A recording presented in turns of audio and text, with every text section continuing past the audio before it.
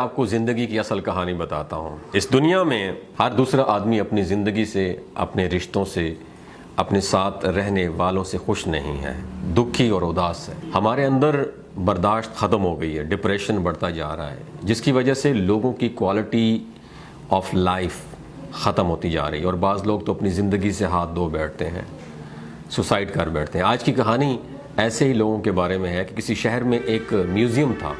उस म्यूज़ियम की ख़ास बात ये थी कि उसके अंदर एक रूम था जिसको मिरर रूम कहते थे।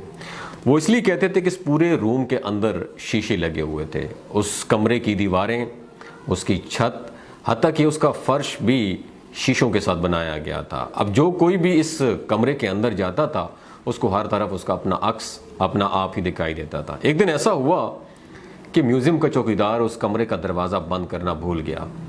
चौकीदार का क्वार्टर उस म्यूज़ियम के साथ ही था।